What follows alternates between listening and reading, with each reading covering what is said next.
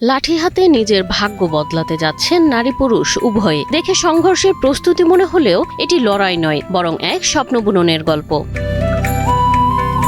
এভাবেই দল বেঁধে গ্রামবাসী নেমেছেন ভিন্ন এক উদ্যোগে। রাস্তার দুই ধারে রোপণ করছেন সজিনা গাছের কাটিং। লক্ষ্য একটাই, নিজেদের ভাগ্য বদল। আর রাস্তার দুই ধারে আমরা ওই যে সজনা গাছের প্রকল্প চালু করছি। আমরা এখানে প্রায় 500-550 মতো গাছ অটোমেটিক লাগাই ফেলছি।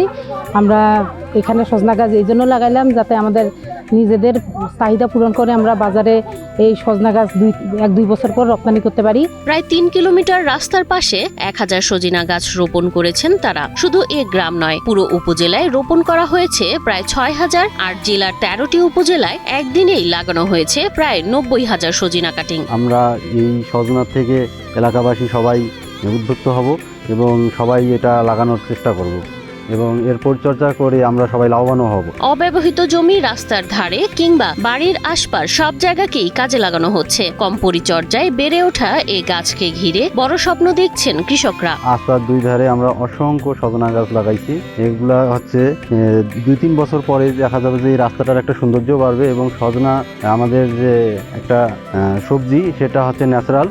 এখানে কোনো কীটনাশক বা অন্য কোনো কিছু জৈব বালানাশক দিতে হয় না। কারণ একটাই, সজিনা শুধু সবজি নয়, এটি একটি সুপারফুড। এর পাতা ও ফলে রয়েছে ব্যাপক পুষ্টিগুণ, যা দেশ ছাড়িয়ে আন্তর্জাতিক বাজারেও চাহিদা সম্পন্ন। এবং সজনা খুবই উপকার, হৃদরোগ এবং ওজন কমাতে সজনে সহযোগিতা করে।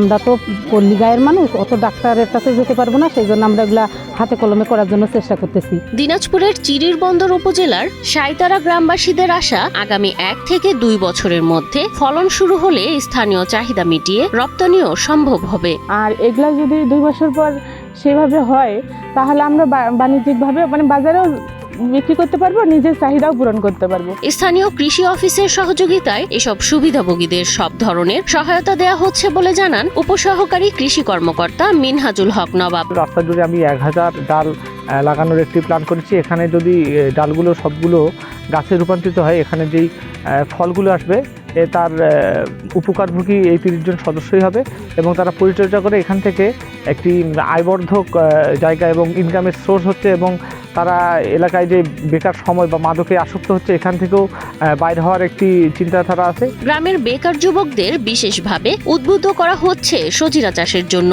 পরিবেশ বান্ধব গাছ ও সজিনা সুপারফুড হওয়ায় এটি বেশি বেশি রোপণে চাষিদের উদ্বুদ্ধ করা হচ্ছে বলে জানান উপজেলা কৃষি কর্মকর্তা জোহরা সুলতানা। আমাদের যে কৃষক গ্রুপ আছে, মহিলা সদস্য, পুরুষ সদস্য এবং বেকার যুবক যারা আছে, তাদেরকে আমরা এখানে ইনভলভ করার চেষ্টা করেছি সজিনা কাটিং রোপণের ক্ষেত্রে।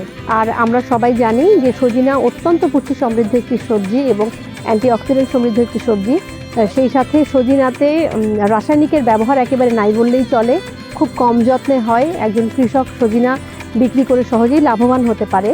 মূলত এই বিষয়গুলোকে মাথায় রেখে, যেহেতু একটি পরিবেশ বান্ধব একটি প্রযুক্তি কিংবা বৃক্ষ বলতে পারি, এজন্য আমরা সজিনা রোপণের এই কার্যক্রমটি হাতে নিয়েছি।